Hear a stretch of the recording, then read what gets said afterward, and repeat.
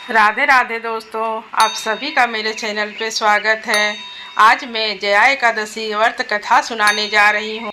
पौराणिक कथा के अनुसार जब धर्मराज युधिष्ठिर भगवान श्री कृष्ण से पूछते हैं कि माघ मास की एकादशी का कथा महात्म्य है, तो भगवान श्री कृष्ण कहते हैं कि इसका नाम जया एकादशी है। इस एकादशी पर व्रत करने से मनुष्य को भूत पिशाच की योनि का भय नहीं रहता है। इसी विषय में कथा सुनाते हुए भगवान कृष्ण कहते हैं कि एक बार नंदनवन में उत्सव चल रहा था।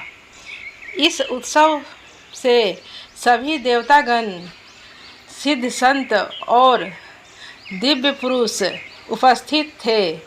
इस उत्सव कार्यक्रम में गंधर्व गायन कर रहे थे। एक गंधर्व कन्याएं नृत्य कर रही थी। उसी समय नृत्यांगना पुष्पवती सभा में गायन कर रहे मूल्यवान नाम के गंधर्व पर मोहित हो गई। अपने प्रबल आकर्षण के कारण वह सभा की मर्यादा को भूल गई और इस प्रकार नृत्य करने लगी कि माल्यवान उसकी ओर आकर्षित हो जाए। माल्यवान भी उसकी ओर आकर्षित हुए बिना रह ना सका। परिणामवश वह अपनी सुध बुध खो बैठा और सुर ताल भूल गया, जिसके कारण वह गायन की मर्यादा से भटक गया। इन दोनों की अपकर्म से देवराज इंद्र को क्रोध आ गया। उन्होंने दोनों को श्राप दिया कि वे स्वर्ग से वंचित हो जाएं और पृथ्वी पर अति नीच पिशाच योनि को प्राप्त हो जाएं। श्राप के प्रभाव से दोनों पिशाच बन गए और हिमालय पर्वत पर एक वृक्ष पर अत्यंत कष्ट भोगते हुए रहने लगे।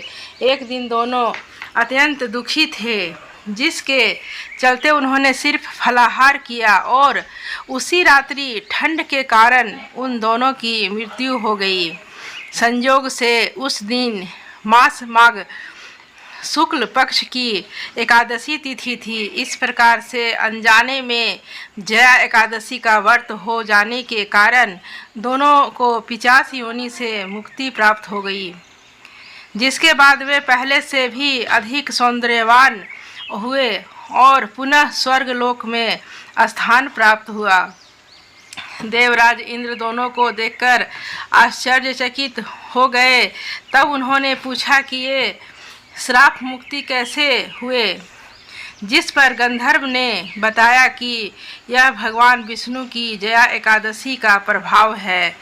अगर मेरी कथा अच्छी लगी हो तो अपने दोस्तों के साथ शेयर ज़रूर करें। धन्यवाद। बोलो विष्णु भगवान की जय, बोलो लक्ष्मी माता की जय, बोलो कृष्ण भगवान की जय।